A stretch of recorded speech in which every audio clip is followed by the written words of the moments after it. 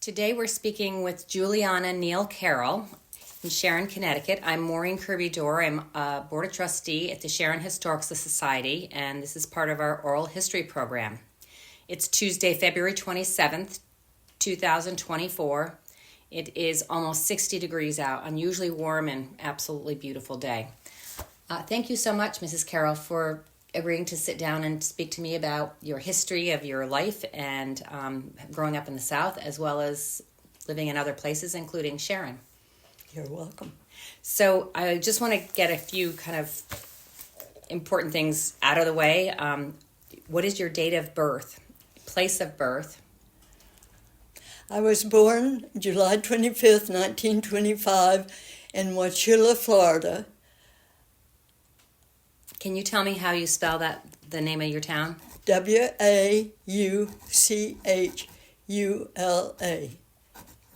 And is that near what city, if such a It's city in exists? South Florida. It's not too far from Plant City, sort of in the central south part of Florida. Okay. And is that where you grew up as well? No, I lived there until I was about 6 years old. And my father felt that the schools were not very good there, so we moved up to Orange County. Oakland was a small little sleepy town about 15 miles from Orlando. Thank you. And can you tell me the names of your parents, your mother and her maiden name? My mother was Lucille Moore before she married, and she was born in Birmingham, Alabama in about 1886, I think.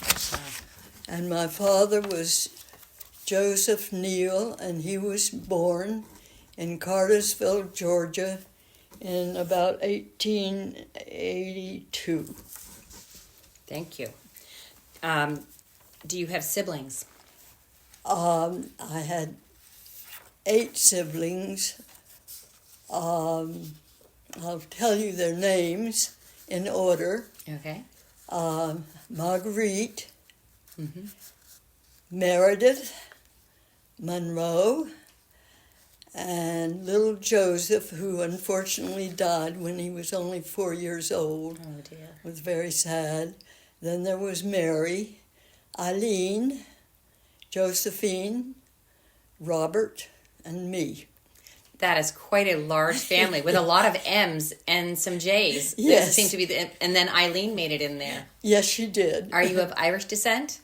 No. No? Scots-Irish. Uh-huh. But I did Ancestry, and I find that I'm 55% Scots, so... Excellent.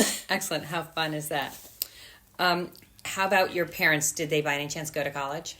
My father went to the University of Georgia, but he dropped out and lied about his age and joined the Army and went to Cuba to fight in the Spanish-American War, but unfortunately most of the fighting was done by then, so he ended up in a desk job, but he was there for 2 or 3 years. Oh, wow. That's extraordinary. And my mother was in training to be a nurse when she met my father. So I don't think she ever finished her nurse's training. She had 8 children to practice on, Yes, sounds she like. did. That's excellent. What was it like growing up in the South in those days? Because Florida was pretty South. Florida Still very was South, Southern. plus the fact that my heritage was very Southern. All my ancestors fought in the Civil War on the southern side. I had many uncles who were killed in the Civil War, great-uncles. Mm-hmm. My mother's uncle was a cadet at the Virginia Military Institute and fought in the Battle of New Hope along with the other cadets, and his roommate was killed in that battle. Oh, dear. Um, so I have a very strong Southern heritage. Um, Living in Morchula, my father was farmed, and it was very hard going because the Depression was just beginning to come about, and that was another reason for moving to Orange County. He thought opportunities might be better there. Unfortunately, shortly after we moved, I think about a year after we moved, I was about 6 or 7, he died of leukemia. Oh my goodness. So my mother was left with several quite young children. And times were very hard. The Depression was full on. And we made do. We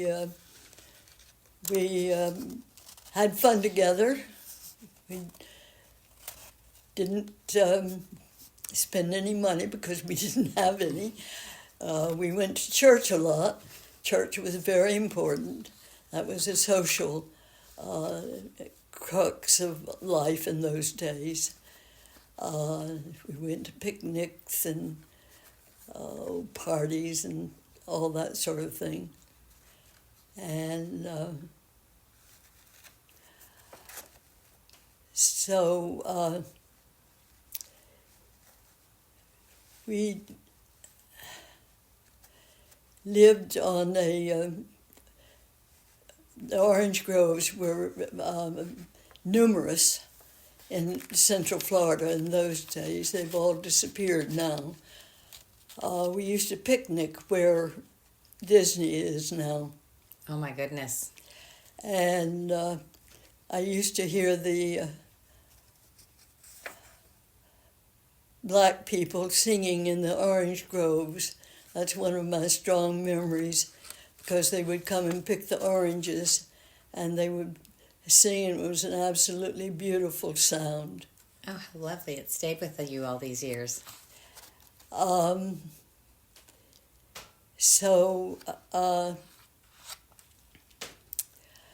My brothers and sisters were all quite a bit older than I was.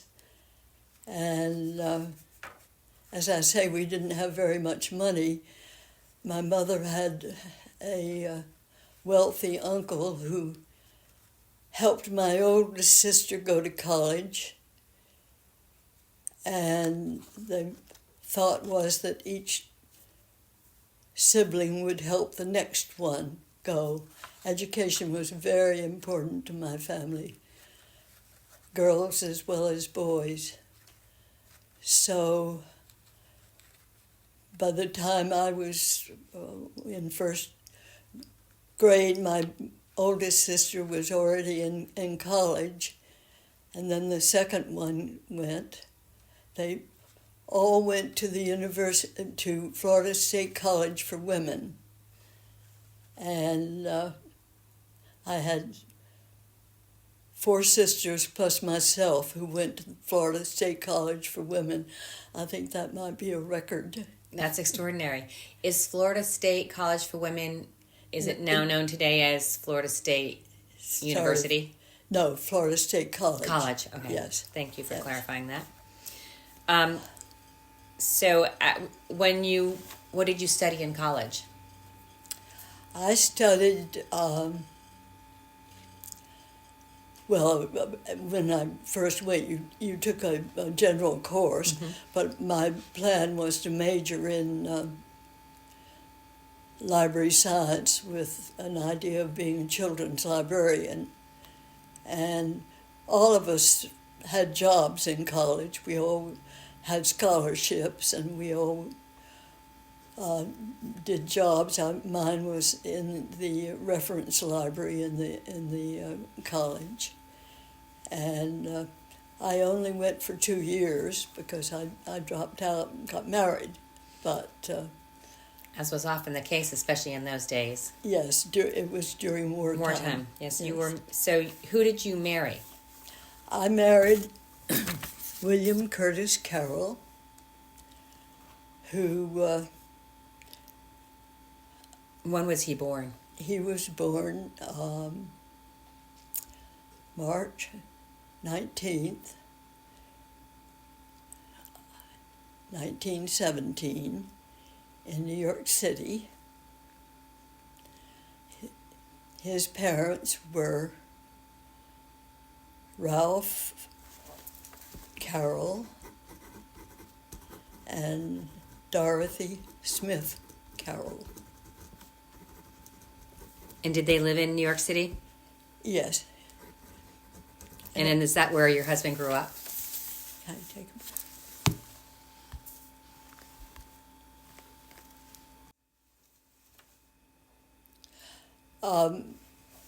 Curtis was born in New York City, but at an early age his family moved to Rye, New York. He had 4 brothers, Ralph Jr., Curtis was second, Livingston was third, Jimmy, and Johnny. And they lived in Rye, New York, and they had a summer house in Norfolk, Connecticut, where they spent their summers. And what did his parents do? His father went to Yale and got his law degree, but he never practiced. He was really a gentleman of leisure, I would say, and his mother ran a household. Mm-hmm. And that's a big job. Right. And where was your husband educated? Curtis went to gunnery and Wesleyan University, and from Wesleyan University he went directly into the Army, because that was just before 1941. It was 1940, I think, and he was sent to Panama. Oh my goodness. Because they put barrage balloons up over the Panama Canal to keep them from being bombed by potential enemies. And of course, when war was declared in 1941, it became much more necessary to defend the Panama Canal. How long was he in the service? He was in the service until the war ended in August of 1945, and then he was released in October of that year. So he was gone a long time. He spent a good many years. And was he always in the Panama area, or did he travel around? He was in the Panama area for 2 years, and then he was transferred, and he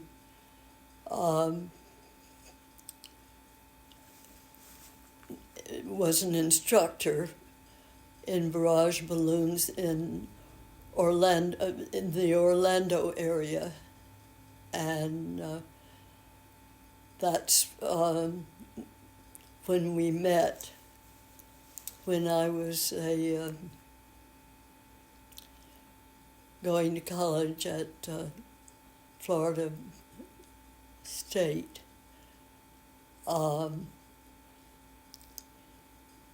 we had what they called were service clubs, which meant that the young ladies of Orlando would go to the service clubs and talk to the soldiers and dance and play cards or games or whatever. We were very strongly chaperoned, of course, that day. And so we,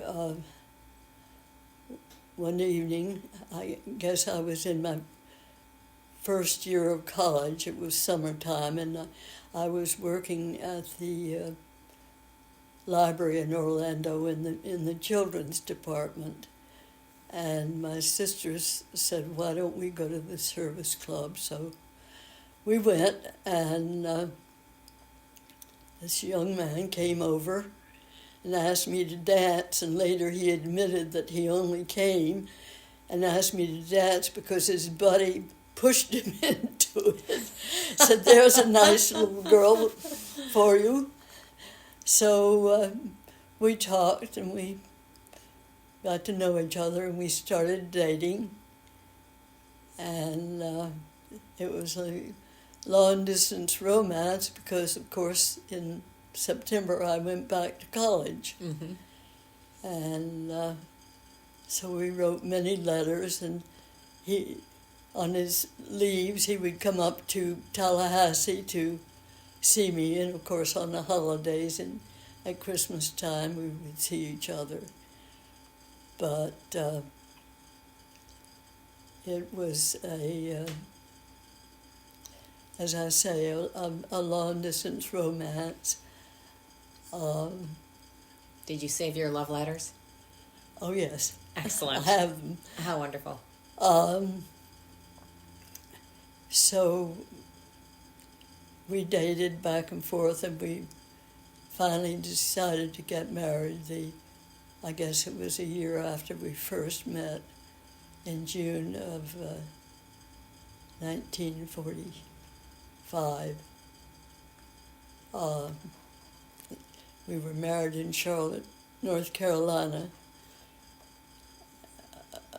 because it was a halfway point between my family and his family. It was wartime, and people didn't travel that much.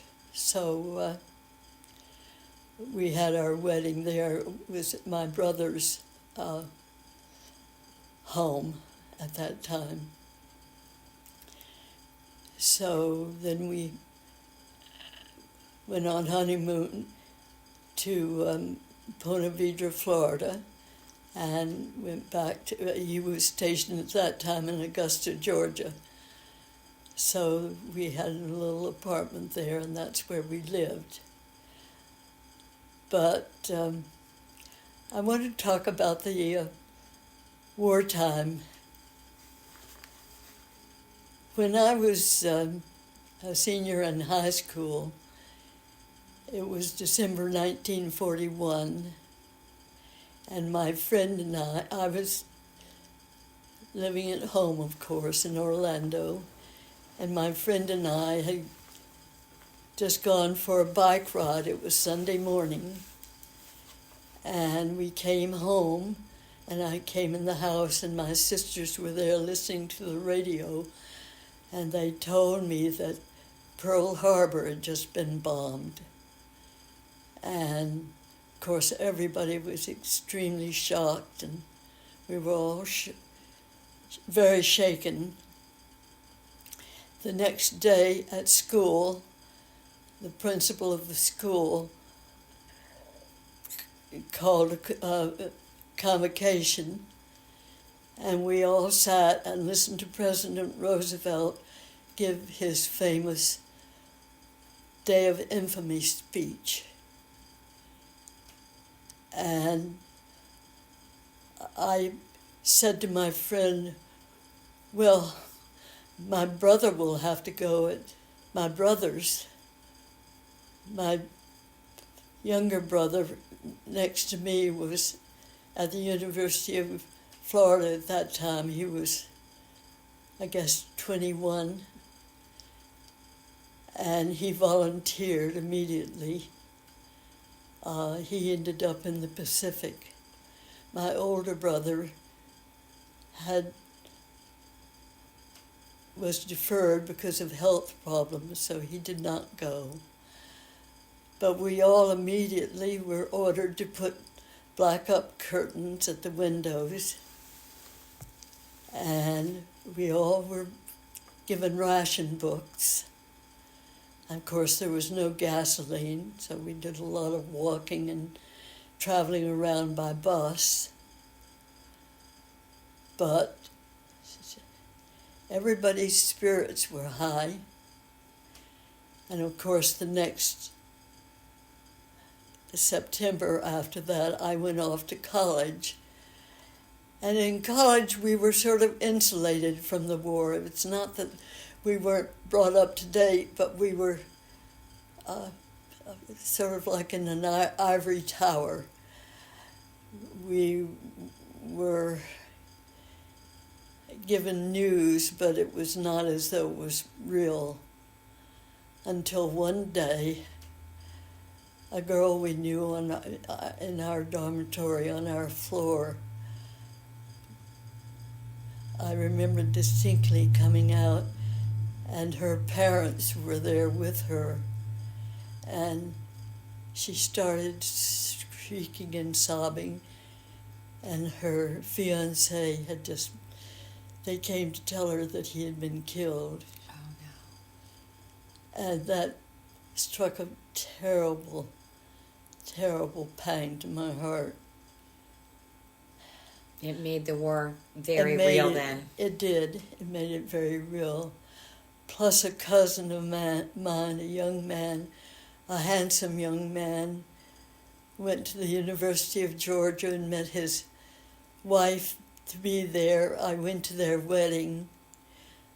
Must have been 16 or 17. And he was in full dress uniform. He was a young naval lieutenant. He flew fighter pilots. And they were married, and it was a beautiful wedding. All of his fellow co-pilots had their swords, and they paraded underneath them at the end of the wedding. Everybody was happy. And a few months later, he was sent off to the Pacific, and word came later that he was killed. Oh, dear. And so there were sad times, many sad times, even though, as I say, we were insulated in some degree when I was in college. But when the war was over, but before that, I remember E-Day. I'd just come home from college and was home in bed. I remember the sirens going off, and it had been anticipated. I remembered that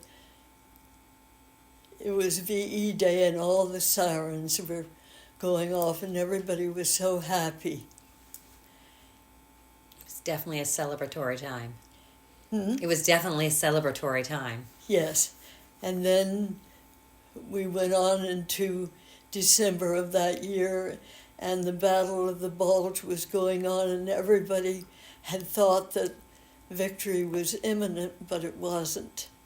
We had that terrible time. It was winter months when they were fighting. My husband's younger brother, who was in the war, 3 of the brothers were in the war, was in that Battle of the Bulge, and I remember his being so worried about him. And of course his parents were just devastated at the thought. And then the middle brother, Livingston, was wounded in Germany after that time, and he received the Silver Star for bravery. But then they dropped the atom bomb in August of 1945 and ended the war, and it was a horrible thing, but at least the war was over. And I remember the victory celebration. We were, of course, in Augusta, my husband and I. And my husband had a Packard convertible that his father had sent down from New York to him. And everybody was out in the street in Augusta, and we got in the car and rode down the street, and everybody was cheering and yelling and screaming and throwing confetti and happy. And the war was over. So that's my memory of that time. That must have been quite extraordinary. So after the war was over and after my husband went out of the military, we came back up to Rye, to his family's house. And of course his mother and father were very, very happy. All the sons were coming home, and they had a new daughter-in-law. And my mother-in-law never had a daughter, so she welcomed me with open arms, and she couldn't have been kinder or nicer to me. And I was expecting my first child, Dorothy, who was born in April of 46. So let's go to your children. How many children did you have? I have Dorothy, who was born in 46, Susan, who was born in 53, Bill, who was born in... No, Susan was born in 52, Bill was born in 53, Meg was born in 56, and Ralph was born in 1957. So 5 children. So they... Were they all born in Rye?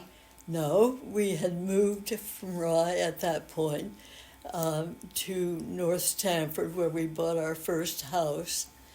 And they were born in Greenwich Hospital and in the Stamford Hospital, the last two. So we raised our children in North Stamford.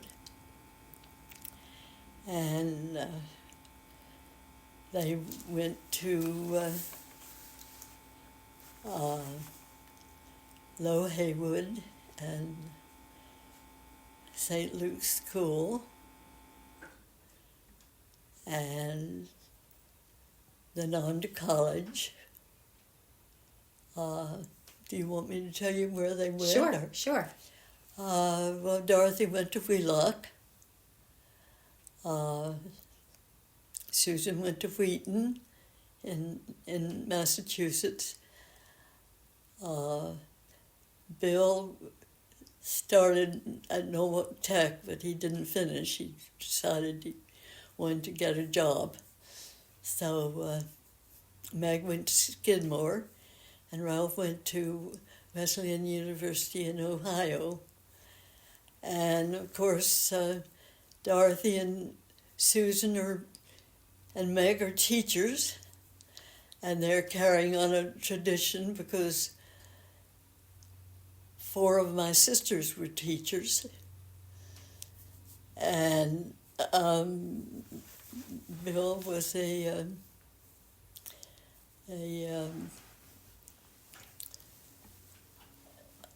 automobile supervisor, and Ralph worked for several different large firms as a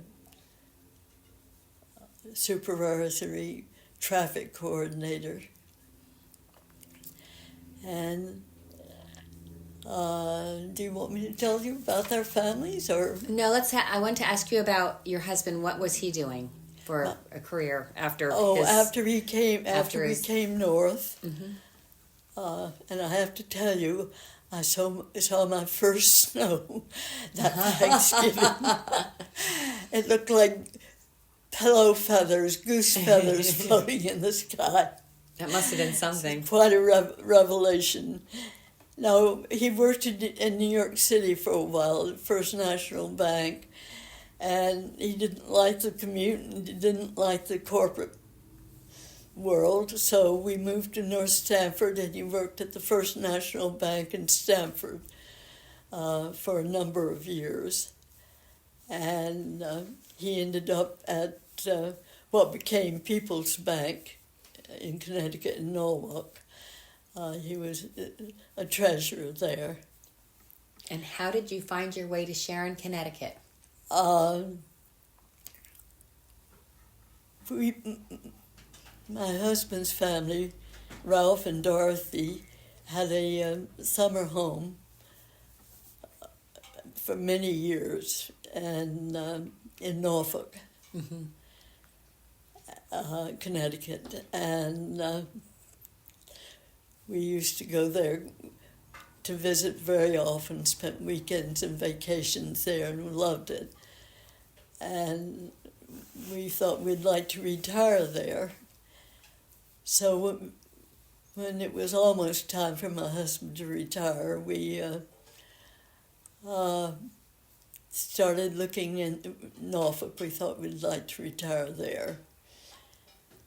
But there wasn't anything available in our price range, so we began to look in Salisbury, and with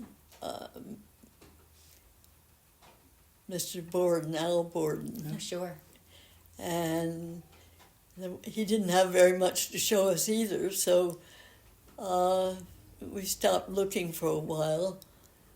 And then a friend of ours, Bobby Kaufman, suggested that we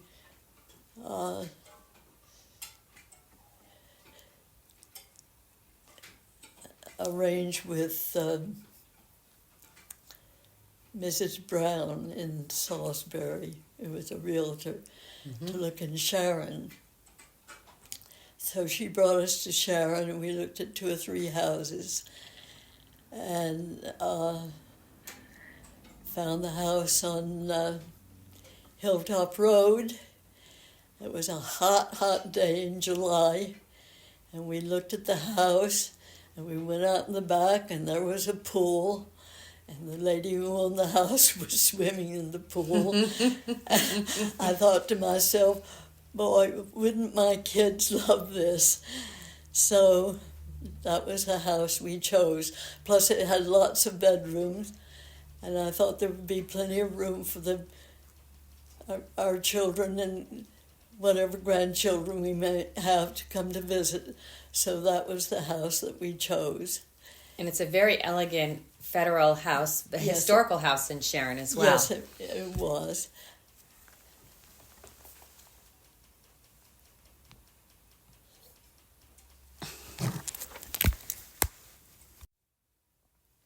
Oh, in regard to the other real estate broker that you mentioned, it was Brownie Robinson, is that correct? Yes, it was Brownie And she was Robinson. in Salisbury with That's her real right. estate company. Yes, Thank you. Yes. Do you want to tell me a little bit about the beautiful federal home that you lived in?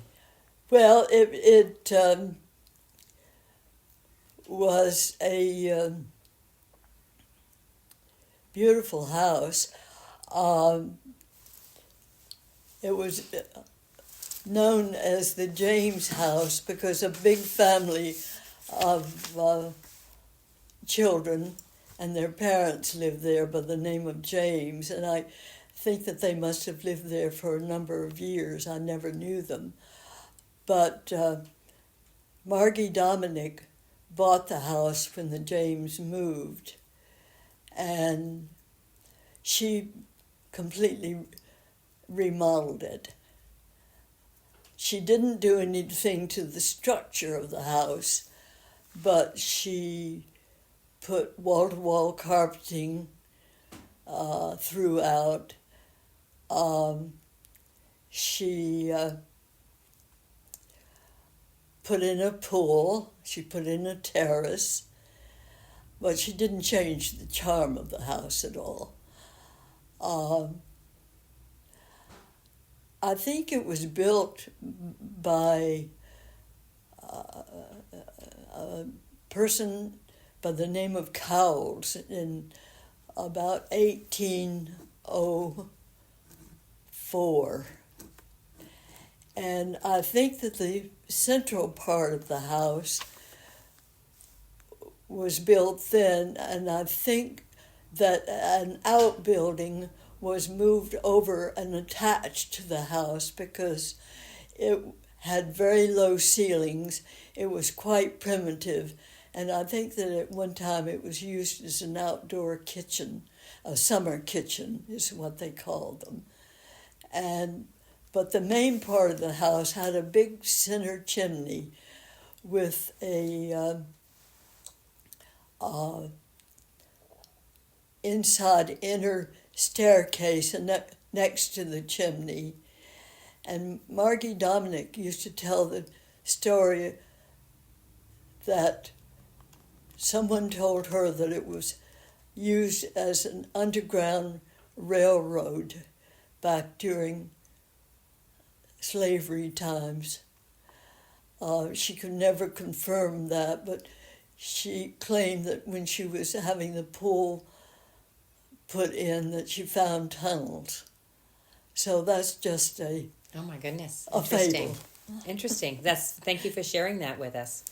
But it was a beautiful house, and we enjoyed living there. When you moved to Sharon, did you know anyone at all in Sharon? Well, Fran Kelty took me under her wing when I moved to Sharon. I told her that I was very interested in history, and of course that struck a bell with her because she loved history too. And so we got to know each other very well, and she introduced me to different people. I volunteered at the Audubon Society and got to know different people there. We joined the church, the Congregational Church. They didn't have a minister at the time, but it wasn't long before Terry Ryan and his wife came. I joined the Women's Club and made some good friends there. Betsy Hall became a good friend. She wasn't in Sharon when we first moved, but had been there and came back a few years later. When we first moved to Sharon, we were weekenders because my husband still hadn't retired from his job at the bank. So we stayed in Greenwich for a time at my brother-in-law's house and then rented a small apartment in New Canaan so we could be there during the week, and then came up on weekends. And then we moved to Sharon in 1977, and then in 1979 I came to Sharon for good. And of course I went to the library. Libraries were a very, very important part of my life. I always loved to read. And when I volunteered at the Audubon Center, I met Kathy Amiot, and she became a very good friend.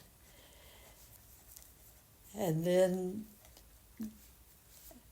I went to the Hotchkiss Library very often, and Shirley Costa, who became Shirley Deerstein, was also a good friend. And when I came to Sharon permanently, I asked Shirley if there were any chance of my working part-time at the library, because I needed something to do. I was in the house by myself. All my kids were in college or working. And Shirley said, well, I could shelve books. So that's what I did a couple of times a week in the beginning, and I enjoyed it an awful lot. And Shirley decided to go to the Washington Library, and when she left, she told me that I should be children's librarian. And Gail Marably, who took over from Shirley, thought that was a good idea, so I became children's librarian at the Hotchkiss Library.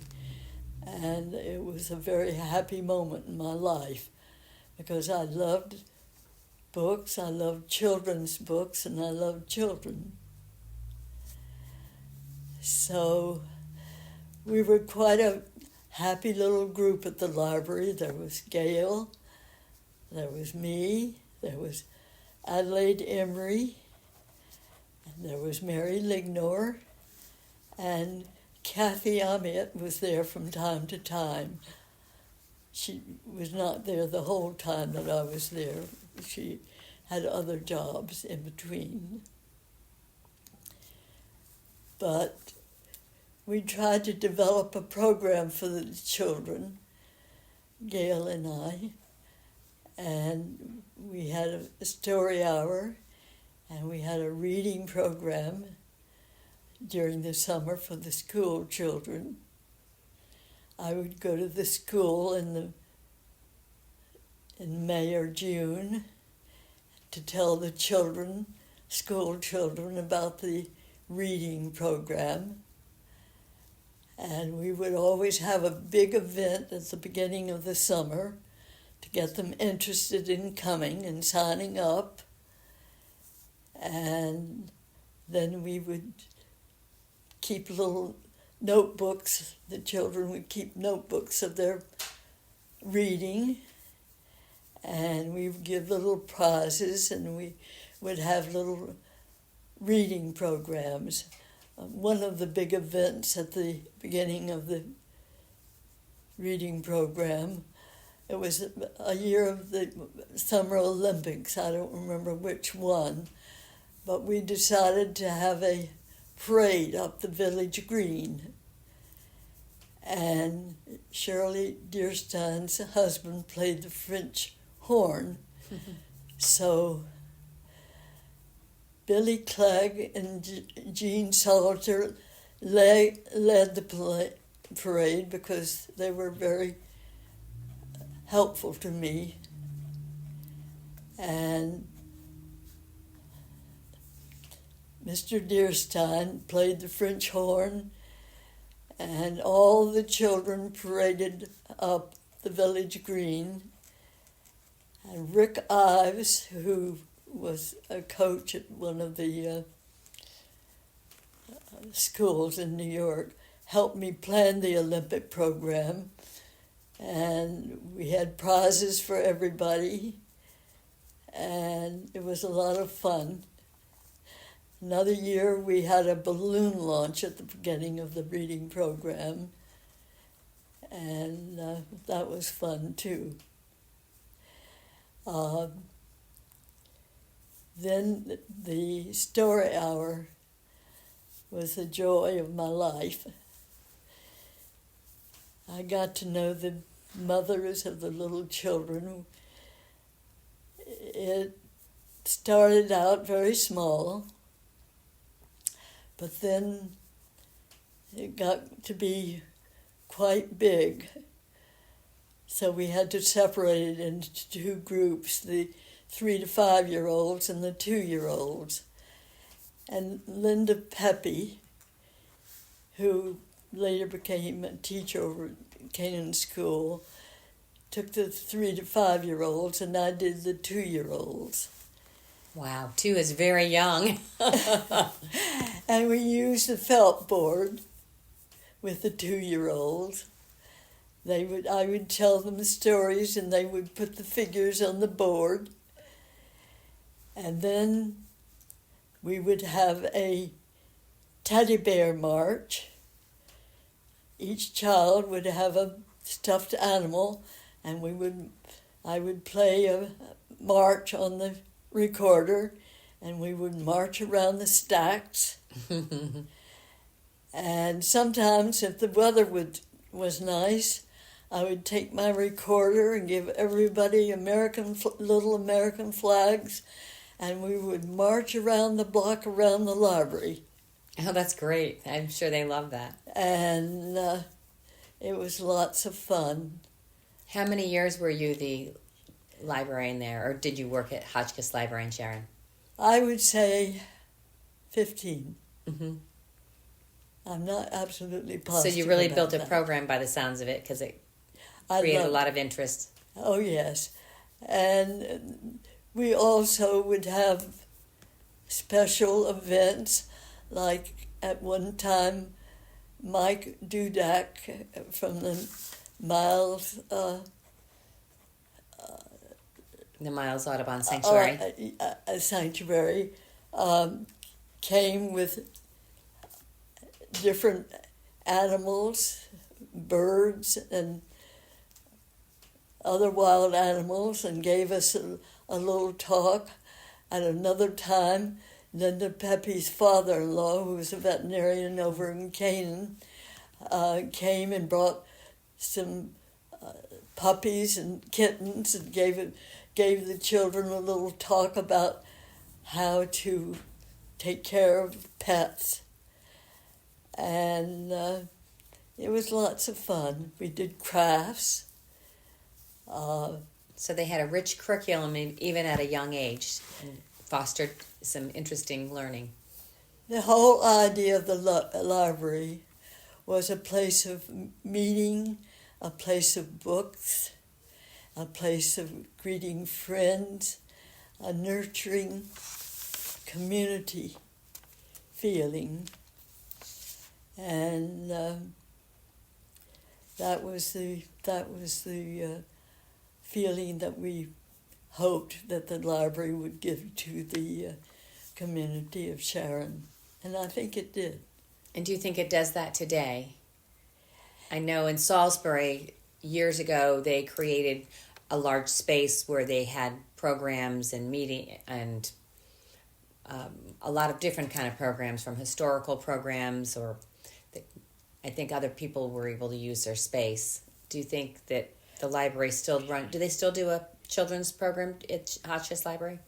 Yes, they do. They have an active program, and I think the library went through a change, I think, the past few years, but I think that they are now in a position with the new edition and so on to offer the community a great many different focal points of different settings. Libraries have evolved in many ways, and unfortunately to me, because I'm old-fashioned, books are not. Books are still foremost, but they're not the complete thing now. I mean, it's still media. It's media. So, you know, I have not kept up with that, but I think the Hotchkiss Library is still a warm, welcoming place, and that's the most important thing. It is, absolutely. So since you love libraries and you love reading, was there an area of literature that was a favorite for you, or are you nonfiction, fiction? Oh, I read everything. I read vociferously as a young girl. I loved all the Albert Terhune books. I loved the Kipling books, the Robert Louis Stevens books. Then I read all the mystery books, the Agatha Christie's, the Sherlock Holmes. I read a great many things. some of the books that stand out most to me are the, I read Les Miserables as a young girl, and that made a tremendous impression on me. I've always had a feeling for the oppressed. Mm. But I love the Barbara Kinsolving books, and Patchett, and I love the Cormac McCarthy books, the Border Trilogy, and I love the Shipping News. Mm-hmm. I remember reading by that. Anne Prolix, Mm-hmm. and Snow Falling on Cedars by David Gutterson.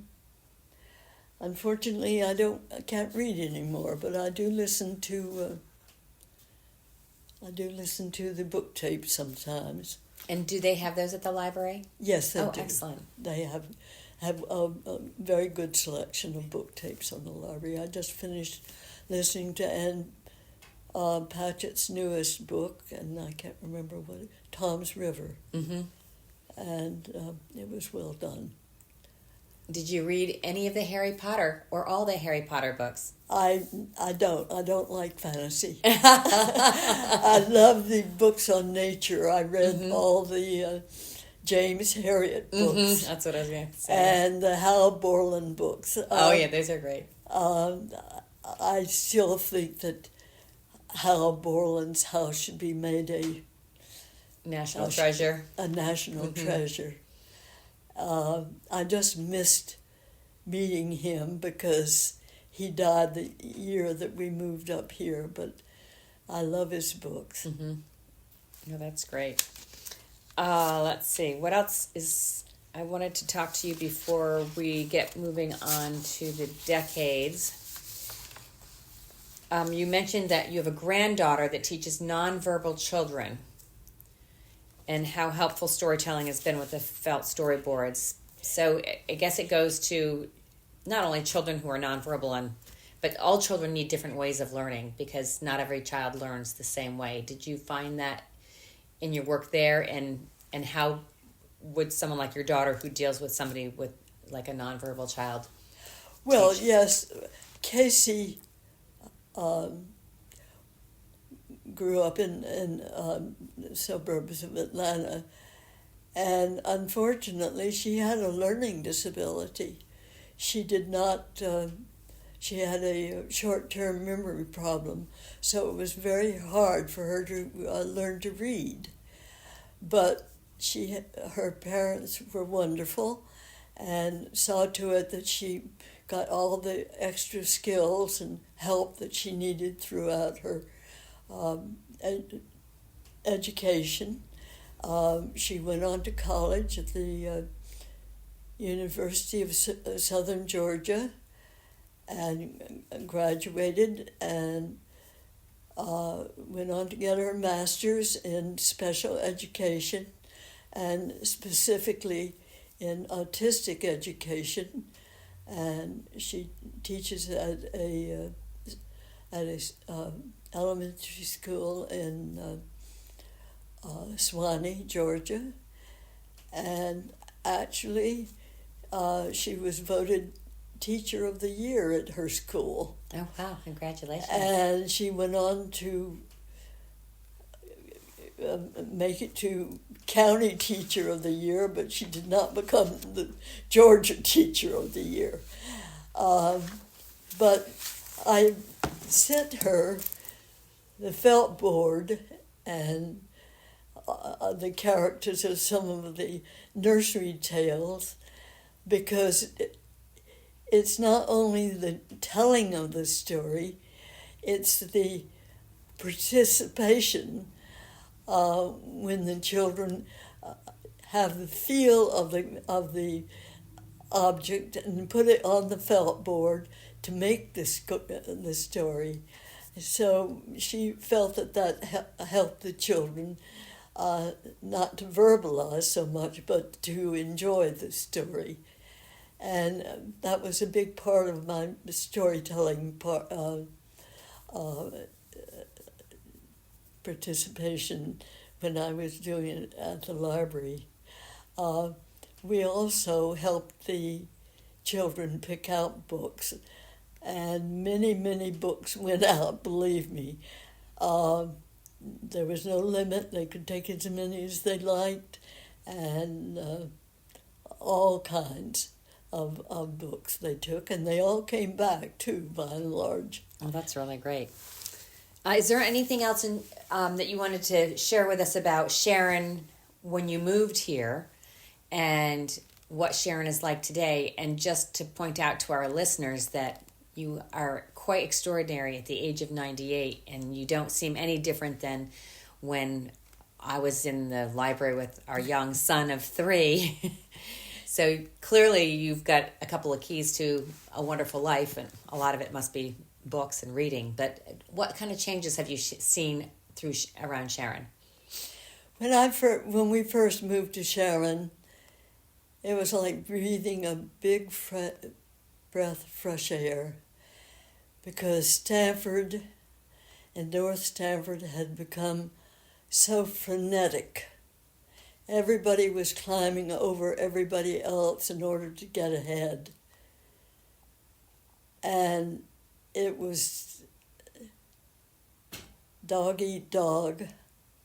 And when I came to Sharon, everyone was so welcoming. And it was as though you were part of a community. You did not have that feeling in Stanford. There were so many people coming in from all over, and everybody was in their own little groove. Here in Sharon, everybody was interested in everybody else. It was, as I say, just a feeling of community. And I've never been happier in my life than I was in Sharon. I wish my children had had the opportunity to grow up in a place like Sharon. The school does so much for the children and for the parents. It's just a nurturing atmosphere. So I do see a change, though, since the pandemic, since COVID. There has been a tremendous influx of people from the city, people who had summer homes, who decided that they liked it so much that when they had to be here, that they would like to live here. I don't go out that much anymore because I don't see that well, but I do see a tremendous amount of traffic, and to a certain amount a lack of respect that was here before, which is sad. But maybe that will pass too. Let's hope it does. Hopefully people will realize that the person they're standing next to them is just like them, and, yes, and reach out and welcome them. Yes. But other than that, Sharon is a lovely place, and I'm so glad that I had the privilege of living here a good part of my life. I'd like to go back and touch upon your childhood and growing up in the segregated South and what that had been, because those of us listening to this clearly have a different perspective than what you will have. What was it like? Well, when I was a little girl, of course, black people still had to go to the rear of the bus. they lived in separate communities. Where I lived as a very young girl, orange groves and citrus were the main crop. And of course the black people worked for the white people and picked the oranges and packed them and so on. And my sisters were school teachers. The foreman of the group who picked the oranges had daughters, and they had been to school, and they taught in the black school. But they didn't have any books or anything, and my sisters gave them magazines and books so that they would be able to have something to teach in the black schools. As I grew older, I read Uncle Tom's Cabin, and my aunt, who grew up in Georgia, my father's sister, was furious with me. Said, "How could you read Uncle Tom's Cabin?" And I didn't understand how she could feel so strongly about it.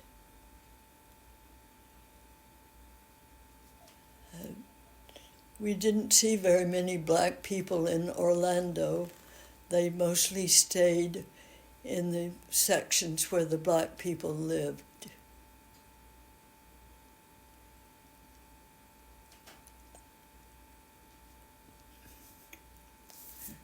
How did Uncle Tom's Cabin affect you? Well, I always had an empathy for people who were downtrodden. And I felt that there had to be more to the story. We had a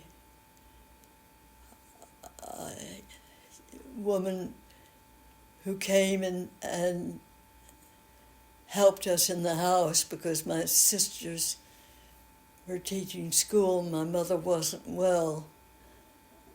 And we paid her. She was a black woman, and we paid her $1 a day for coming in and cooking and cleaning.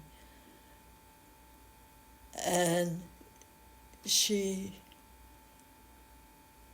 told us about her family and how she had her first child when she was 14 years old. Oh my goodness. Another thing, the only time I ever saw the Ku Klux Klan ride, and this is a very sad story.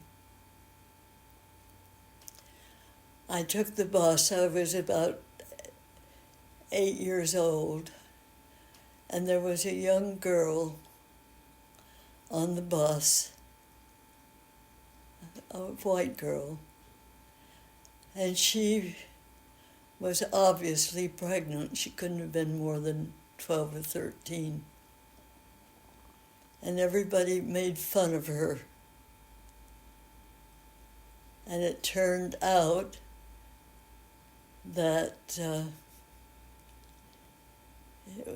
was a family member who had made her pregnant. The Ku Klux Klan rode to that person's house. I remember distinctly seeing them all in cars and white hoods. Oh my goodness. And I don't know what they did when they got there, but that family was gone from the community the next day. Oh, my. So that had nothing to do with segregation, but there was a Ku Klux Klan even then. Yeah, about what year was this? It would have been about 1932 or 33. Wow. And this was a white girl. This was a white Oh, my girl. goodness. That's... Yes. So that made an impression on me.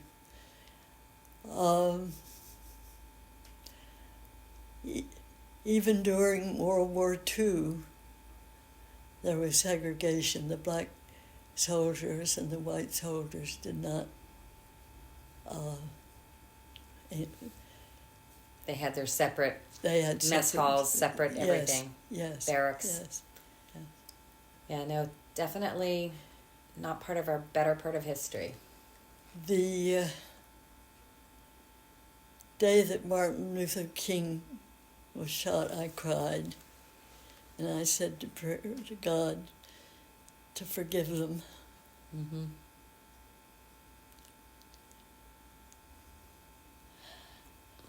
But then sometimes the pendulum swings too far the other way. I mean, I don't think this day and age we're following Martin Luther King's Dreams of judging people by their character and not by their skin. We are more disunited than united because of some of the verbiosity that goes on. It's difficult times, there's no doubt about it. And Right. We'd like to think that we've made progress, and it doesn't seem as though we have. No. We need people to reach across the aisles and to be more respectful of one another, and there does seem to be a great lack of respect in many areas. Moving on to some of the other decades, when we spoke the other day, we talked about, obviously, one of the big ones of remembrances is the day that, another sad note, unfortunately, the tragedy of President Kennedy's assassination in Texas. Obviously, anyone who is alive then of a certain age remembers exactly where they were when they heard that news. Can you tell us a little bit about how that affected you?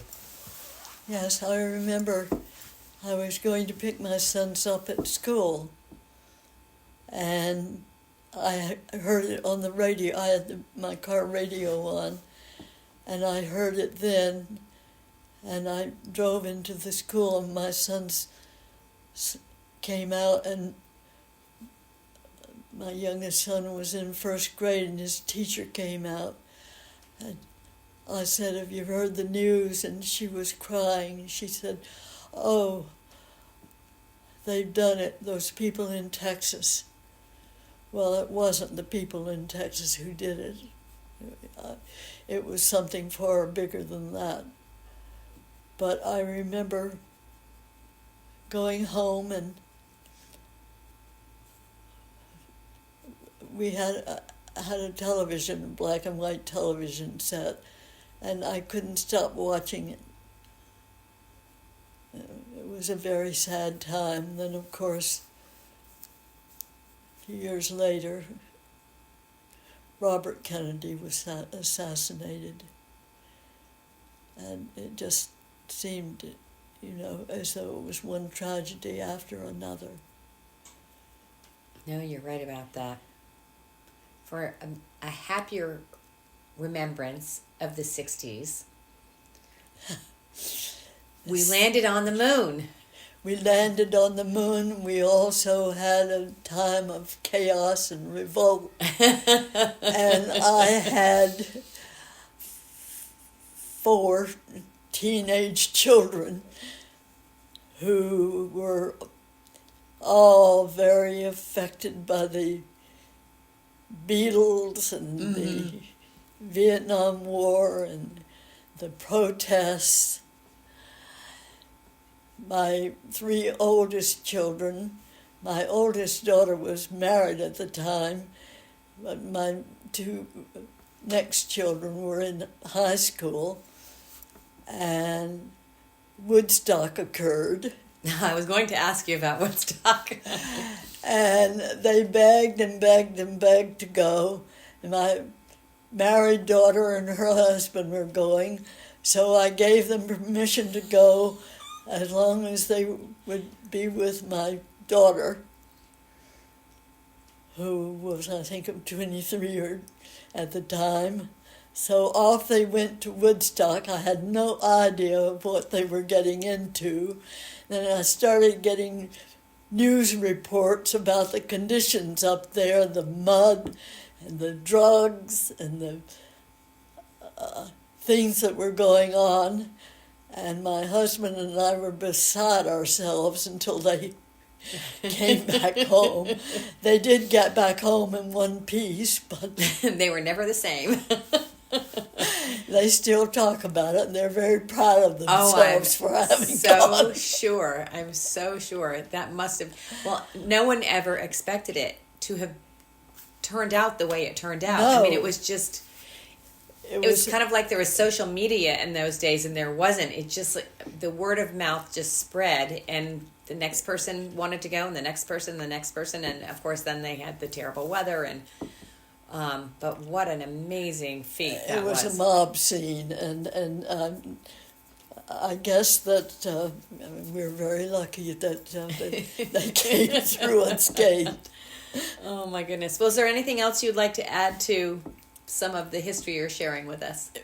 Well, of course, I had a young son who was of an age to be drafted for the Vietnam War. Yes. He was fortunate enough to draw a very low number, so he did not go, but his some of his friends went. One was killed in the Vietnam War. Oh dear. There were protests. I know that he went to Boston with his friends to protest.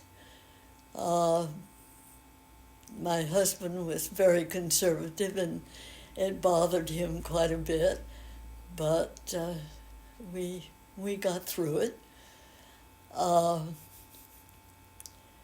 It was not a wonderful age to bring children up in, but I don't know. I think the age that we're in now may be worse. I don't know. I know, it is definitely difficult. You just do the best you can and hope that the values and morals that you instilled come through. And fortunately, they did in my case. Well, I think you probably put a lot of effort into that, because that's what it takes in raising a family. And granted, there's no guarantee you're going to come out of it unscathed, and generally in big families you don't come out completely unscathed, but that's part of the character of life in a family. Well, we're a very close family. We have a reunion every July around my birthday. Everybody comes. Oh, marvelous. The grandchildren and the great-grandchildren. I have two teachers of my grandchildren, so they're carrying on the tradition. And one chemist and one musician. Wow. And the youngest has just graduated college and hasn't quite found herself yet, but she will. She will. And as I say, we're a very close family. We stay in touch constantly by telephone, visits. Oh, that's great. That's really wonderful. Well, I can't thank you enough. I did want to just clarify one thing. You referred to your husband as Curtis. Was his name William Curtis? Yes. Carroll? Yes. But he always went by Curtis. His mother, his father's mother was a Curtis, mm-hmm. and she goes back. I think her ancestors came over on the ship from England just after the Mayflower, and the Curtises are quite widespread all over Connecticut. In fact, there is a Curtis ancestor in Hilltop Cemetery here in Sharon. Oh my goodness. And that's where your husband was buried as well. And that's where he was buried as well. He died in 1998. Wow. You wanted to ask me about how I've lived this long. Yes. Do you have an answer for me? I don't know. I think it's because I want to know what's going to happen tomorrow. And that's a very good reason. And I want to see what happens to my children, my grandchildren, my great-grandchildren. And